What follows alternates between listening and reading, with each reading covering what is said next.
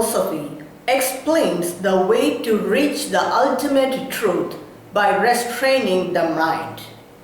Yoga probes into the deeper layers of the mind. Yoga Philosophy dives into the deeper layers of the mind, and by that way it restrains the mind. The founder of Yoga Philosophy is sage Patanjali. He has written the Yoga Sutras. When we read the scriptures, we'll come over how to control the mind or how to restrain the mind to reach the ultimate truth. Like when you read in Bhagavad Gita or Yoga Vasishta or in many more Vedanta scriptures. But it was the sage Patanjali who brought it out as a complete philosophy. Yoga philosophy does not accept any scriptures or any theory or any reasoning techniques or any rituals, nothing. It starts with observing the mind. When you observe the mind and when you analyze it, we can understand the working of the mind. Mind works differently at different times. When you observe the mind, we can unlock the deeper layers of the mind. And when you unlock the deeper layers of the mind, we can easily restrain the mind from creating further thoughts. Yoga, the word itself means to unite or union. It is the union of the individual self with the universal consciousness. When you observe the mind and when you restrain the mind, that no mind state is known as a samadhi. In samadhi, the yogi realizes that he is that Purusha. Mind is that reflecting medium which connects the individual self with the external world. And when you restrain the mind or when you control the mind, then easily one can, that is the individual consciousness easily merges with the universal consciousness. The sense organs brings the impulses of the external world to the mind. That impulse is known as a shabda.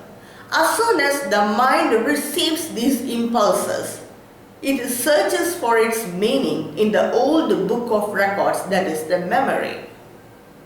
If the meaning is there, then it will immediately react. If not, it will create an impression in the memory. The searching of the mind to find its meaning for the external impulse received is known as artha. And according to the impulse received and according to the meaning of that impulse, the mind creates a reaction. And this reaction is known as vritti or chitta vritti. So shabda, artha, vritti, these three together gives us knowledge, and that is jnana. An ordinary person cannot separate this as shabda, artha and vritti. One will merge into the other, and it is very difficult for an ordinary person to find its difference. Everything happens within a fraction of a second.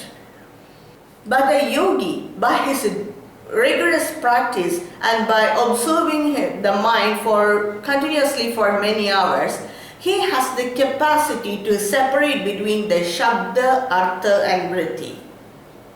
And when he receives an impulse from the sense organs, he has the capacity to stop the mind from finding its meaning. And by that way, he stops the mind from reacting. By that way, he controls the mind, he restrains the mind. When a yogi controls the mind, he will get many psychic powers. And he must see that he must not misuse these powers. By this way, by restraining the mind, he will come to a no-mind state, and that is the samadhi. It is not easy for the yogi to come to this state.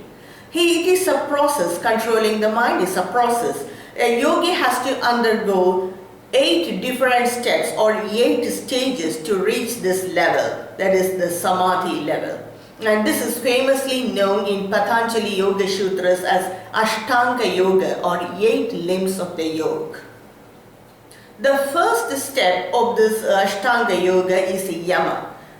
That is, the yogi has to control the sense organs from going to the external objects. He has to control the sense organs. The second is Niyama. That is practicing of self-discipline.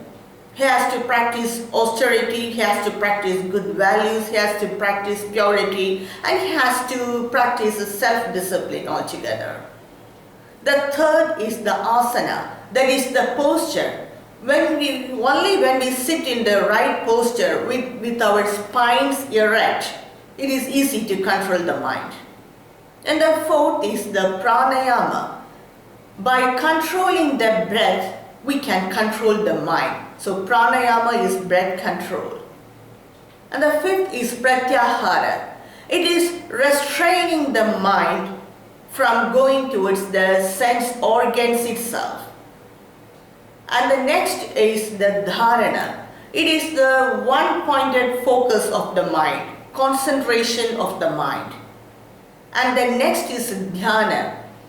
It is the complete awareness of the mind without any focus. So there is a hairline difference between dharana and dhyana. Dharana is focusing of the mind on a single point, and dhyana is complete awareness without any focus. And dhyana automatically leads to samadhi. It is the no mind state where the yogi realizes that he is the Purusha.